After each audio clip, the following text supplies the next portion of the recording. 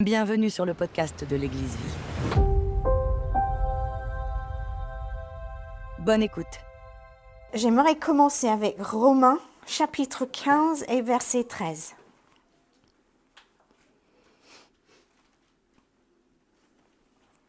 Romains, chapitre 15 et verset 13. Et je vais lire dans le seconde 21.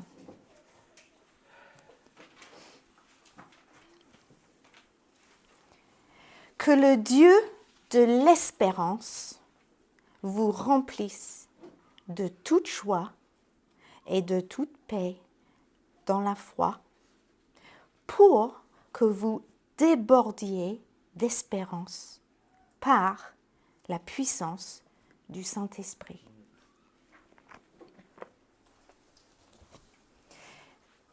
C'est quand que vous avez dit pour la dernière fois « j'espère »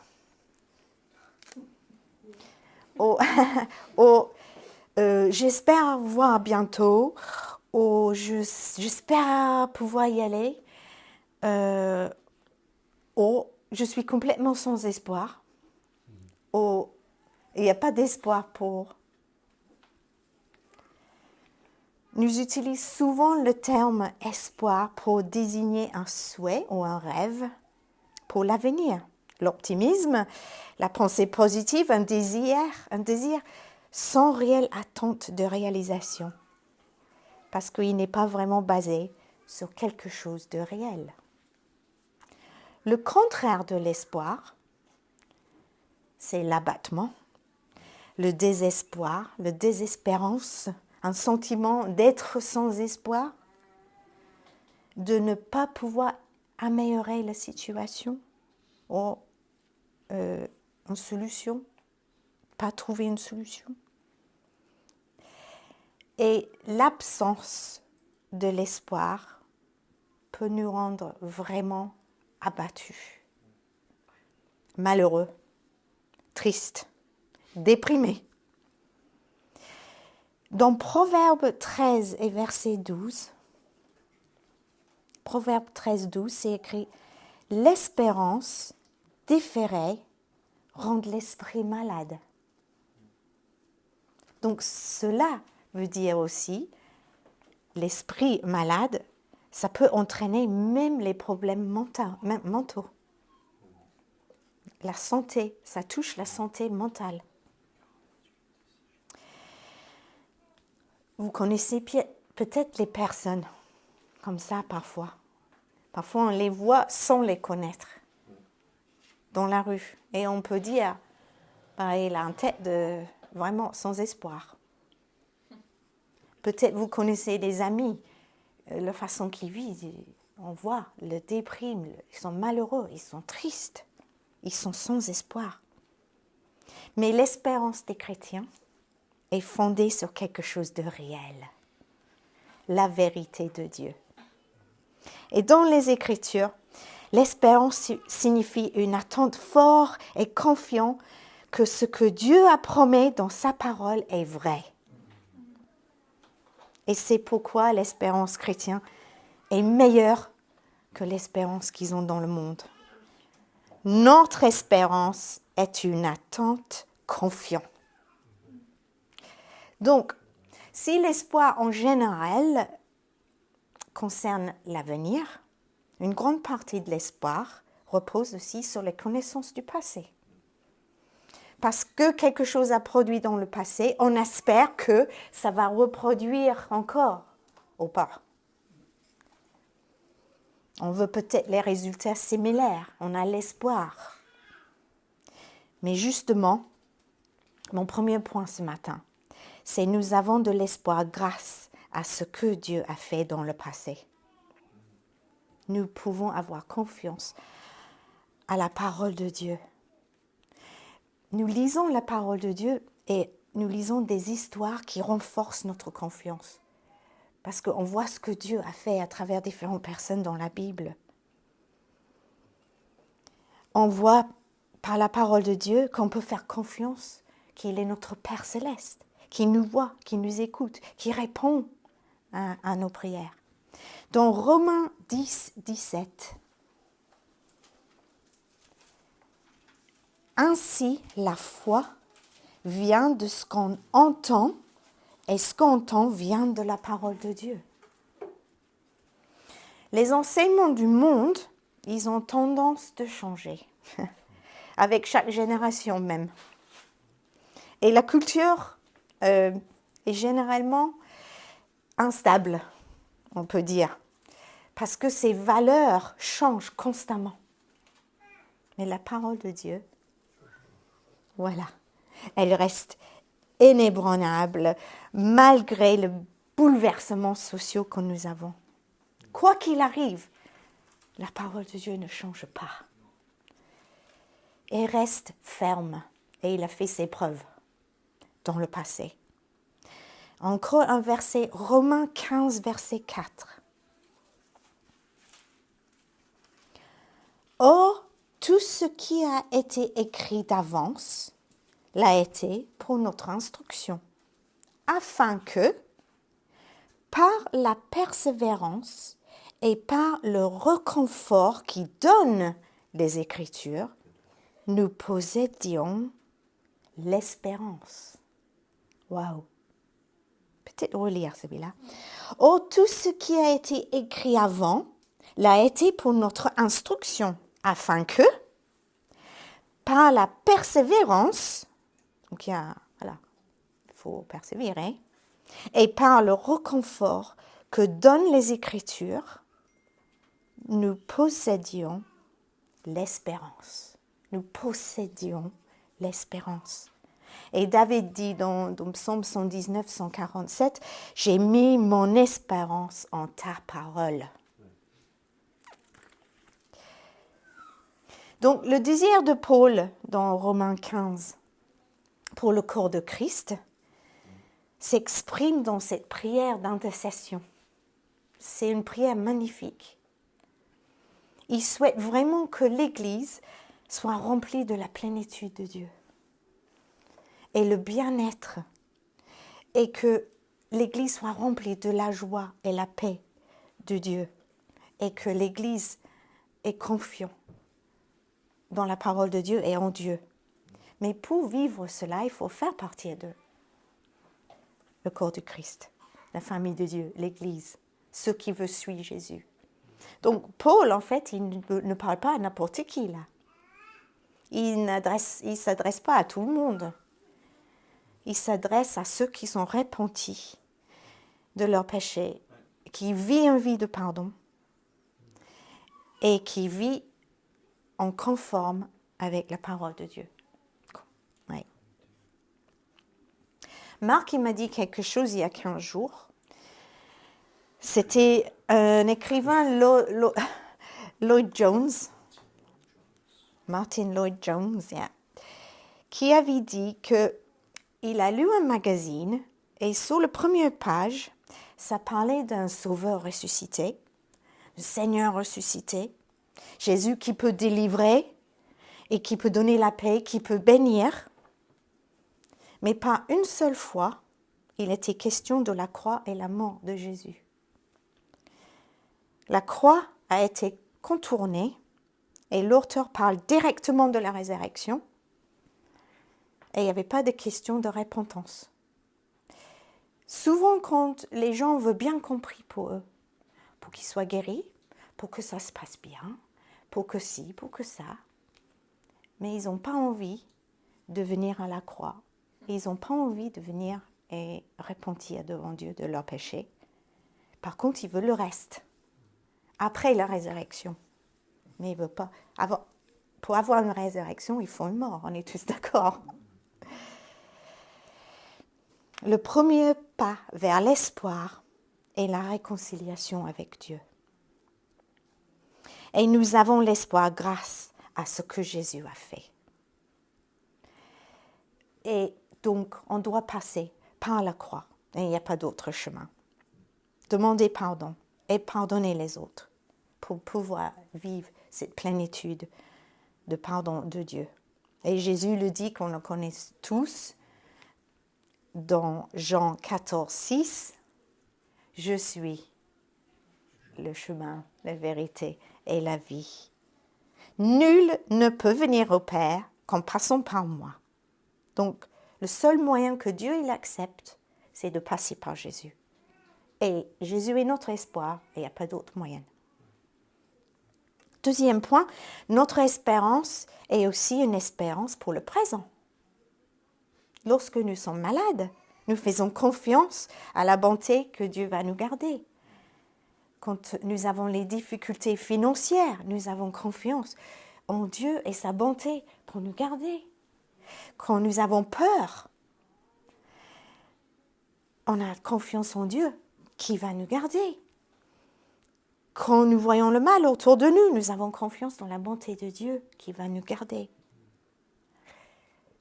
Il a promis pour ceux qui se confient en lui. Vous connaissez tous La Voix qui passe à la télévision. J'en ai parlé à quelqu'un, La Voix. The Voice. Oh, pardon, oui, c'est The Voice. J'ai écrit La Voix, je ne sais pas pourquoi. The Voice. J'en ai parlé à quelqu'un cette semaine et j'ai dit à cette personne que les jeunes, ils sont devant, les jurys, ils ont le dos et ils choisissent, ils réfléchissent, ils entendent et ils appuient sur le bouton avant de tourner à choisir la personne. Dieu t'a déjà choisi, il a déjà appuyé sur le bouton depuis longtemps. Il ne tourne pas, il est déjà en face de toi, il t'a choisi et il veut te donner l'espérance. Mon troisième point, c'est notre espérance, c'est une espérance du futur. Et Pierre, il en parle dans 1 Pierre 1, 3 à 5. C'est une parole incroyable que j'aimerais lire avec vous. 1 Pierre 1, 3 à 5. Je vais peut-être le lire pour que ça passe dans le micro. Béni soit Dieu, le Père de notre Seigneur Jésus-Christ. Conformément à sa grande bonté, il nous a fait naître de nouveau à travers la résurrection de Jésus-Christ pour une espérance vivante, pour un héritage qui ne peut ni se détruire, ni se souiller, ni perdre son éclat.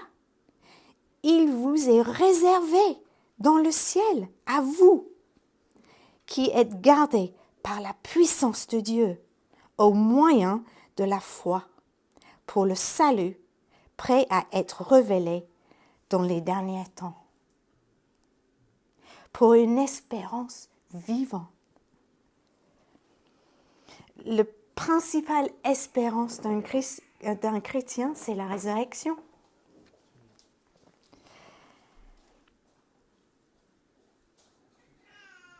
Oui, on a cette espérance parce que Dieu a déjà ressuscité son Fils. Donc s'il a fait, c'est-à-dire nous avons une espérance encore dans cette résurrection. Et ça fait nous permettre d'espoir en sa promesse d'une résurrection future.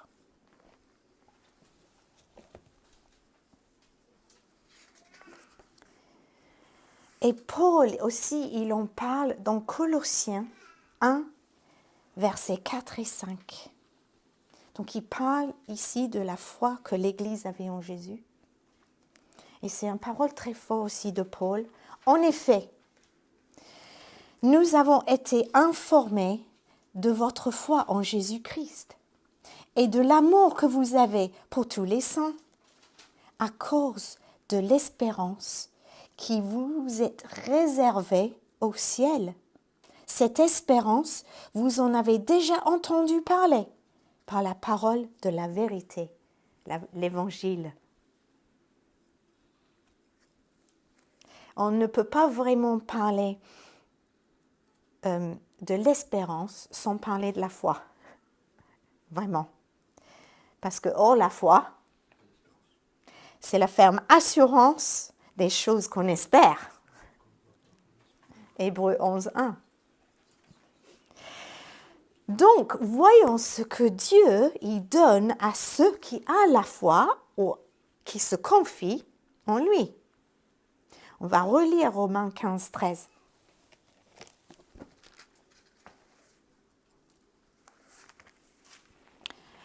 Que le Dieu d'espérance vous remplisse de toute joie et de toute paix dans la foi, pour que vous débordiez d'espérance par la puissance du Saint-Esprit. Dieu donne la joie. On en a encore aussi parlé ce matin. Mais ce n'est pas un joie. J'ai expliqué à Lara à table ce matin un petit peu sur la joie. Et j'ai dit, c'est pas un joie quand on a reçu un cadeau, ou on est heureux parce qu'on va manger du chocolat, ou qu'on va voir quelqu'un qu'on a envie de voir. Mais la joie du Seigneur, c'est une force à l'intérieur de nous qu'on ne perde pas. Et cette force, il est là en tout temps parce que nous avons appris la confiance.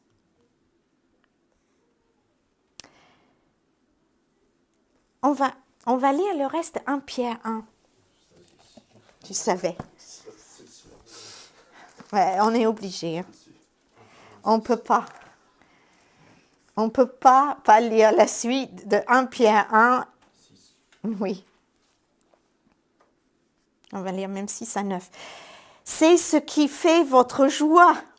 Même si maintenant, puisqu'il le faut, vous êtes pour un peu de temps attristés par diverses épreuves, ainsi la valeur éprouvée de votre foi, beaucoup plus précieux que l'or, qui est périssable et que l'on soumet pourtant à l'épreuve du feu, aura pour résultat la louange, la gloire et l'honneur lorsque Jésus-Christ apparaîtra.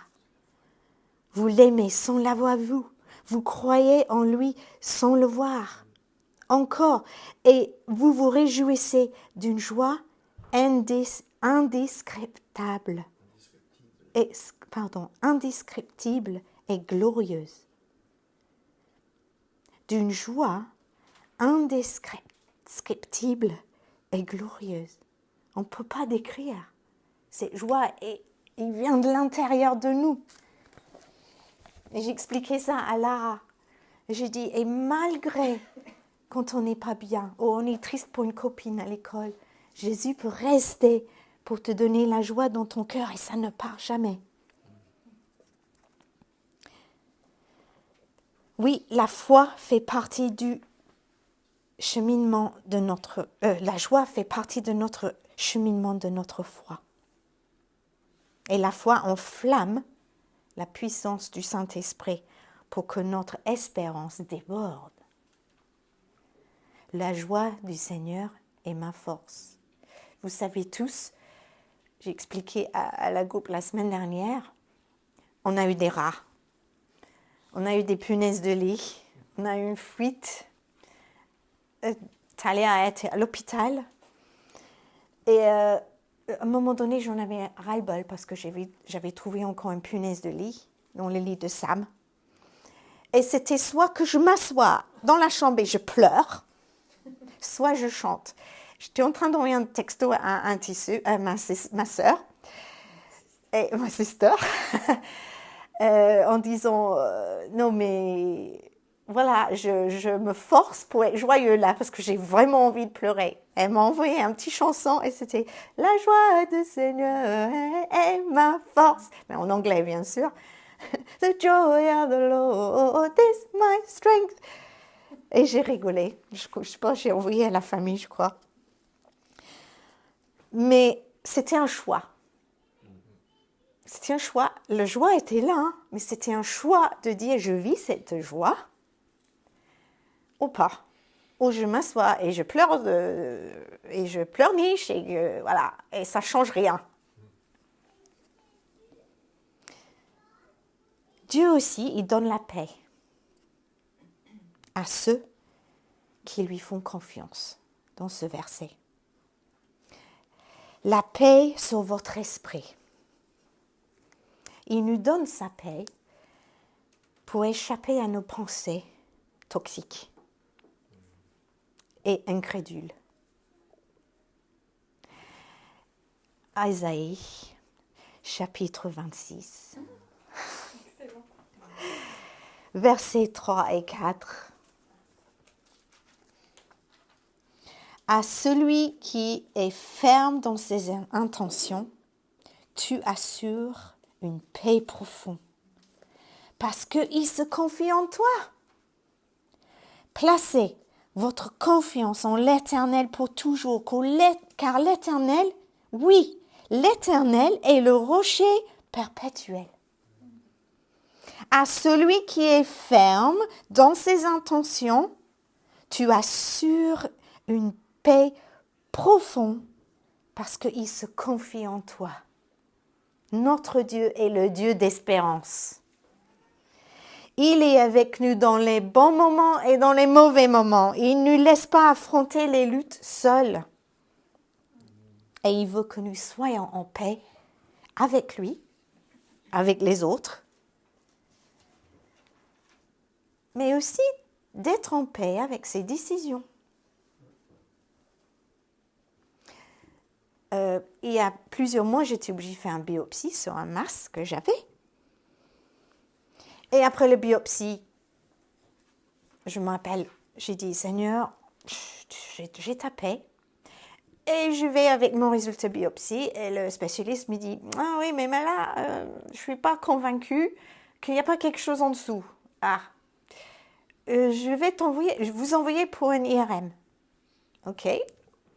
Je m'appelle, j'ai envoyé mon analyse et on dit, non, je prie, je reste dans la paix et tout. Et le jour de IRM arrive, je vais dans la voiture. Et ce matin-là, j'avais lu la parole de Dieu. Je dis, non, t'es ma force, t'es ma paix. J'ai confiance, mais j'ai confiance en tes décisions. Et là, c'était plus dur à dire. Mais j'ai dit, je fais confiance, tu sais mieux. Tu sais ce que tu fais. Et je commençais à chanter le chanson. Oui, c'est la journée que le Seigneur a fait. Et je pars dans la voiture et j'allume et je vais pour sortir du garage. Que le Seigneur a fait, qu'elle soit pour nous un sujet de clac. Boum.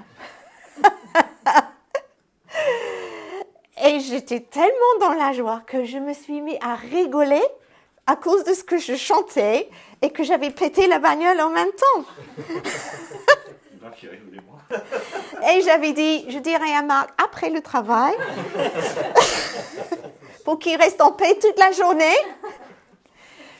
Et voilà, j'ai bien éclaté le rétroviseur et c'était irréparable. Et je suis sortie, je dis, non, tu ne vas pas m'avoir, j'y vais dans la paix. Je suis partie pour l'IRM. Et résultat, en cours, j'ai rien. Et Dieu a décidé que j'avais rien. Donc, mais il faut qu'on soit confiant de ses décisions et dans la paix et la joie dans ses décisions. Parce que parfois, c'est pas easy. Cet espoir, cette joie et cette paix ne peuvent pas venir de nos propres efforts. Parce que je pense, je les entends parfois, des collègues ou des personnes qu'on dit, oh, je dois aller passer une IRM et tout, mais ils sont absolument stressés à mort. Et ils n'ont pas cette paix, en fait. Mais ça ne peut pas venir de nos propres efforts. S'ils n'ont pas Dieu, c'est normal qu'ils ne l'ont pas. Il ne suffit pas de faire « j'ai la paix »,« j'ai la joie ». Et à l'intérieur, c'est complètement un mensonge. On ne peut pas commander sur Amazon. Ce n'est pas possible.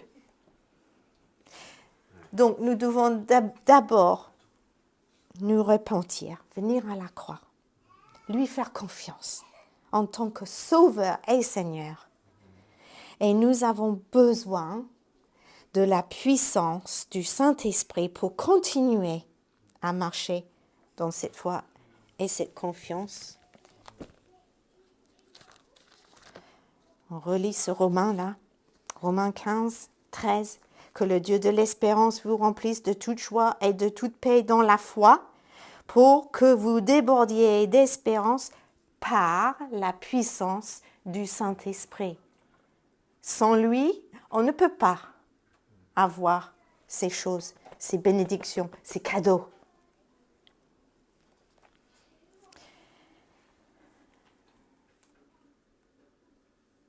Ça vient de la personne du Saint-Esprit qui vit en nous. C'est seulement à ce moment-là qu'on peut vraiment vivre ces promesses. Et les épreuves viendront. Les situations super difficiles dans nos vies viendront. Les tentations viendront. Les maladies viendront. Les disputes dans la famille viendront. Mais le Seigneur veut que nous débordions d'espérance. Débordions. C'est pas juste avoir un peu d'espoir. C'est comme quand on remplit un verre et on ne regarde pas et déborde, ça déborde. C'est un cadeau qui vient directement du Saint-Esprit. Par la puissance du Saint-Esprit. Et parce que l'Esprit Saint vit en nous, cette joie, cette paix, cette espérance ne quitte jamais. Donc, si la joie et la paix et l'espérance, vous ne le vivez pas vraiment, il faut peut-être se mettre en question sa foi. Est-ce que l'Esprit Saint vit en toi? Il n'y a que toi qui peux répondre à ces questions. Mais quel privilège que nous avons. Notre espérance est dans un Dieu d'espérance. Cette prière de bénédiction est un souhait de vie, d'abondance, de plénitude, d'harmonie et une vie intime et d'un cœur réconcilié avec Dieu sous l'onction du Saint-Esprit. Et nous pouvons avoir la foi que Dieu va nous donner ces bénédictions. C'est des bénédictions là qui nous promet la joie, la paix, avoir cette espérance. Mais c'est les bénédictions. Et il promet, avec ces bénédictions divines, qu'on peut avoir la joie à travers les peines, le chagrin, la peine et le chagrin. La paix, malgré l'opposition et persécution. D'éternelle espérance par la puissance du Saint-Esprit.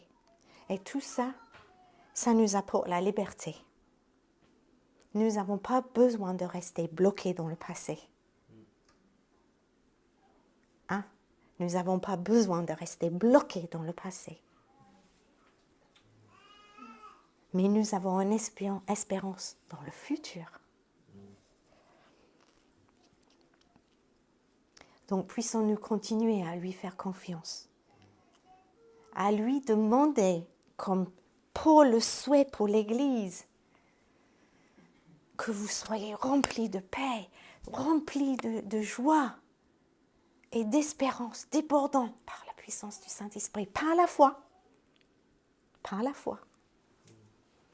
Et qu'on vit dans une manière qui honore Dieu. J'aimerais qu'on prenne un moment. Si vous manquez à un de ces points, demandez Dieu. Demandez à Dieu. Vous venez d'écouter le podcast de l'Église Vie. À bientôt.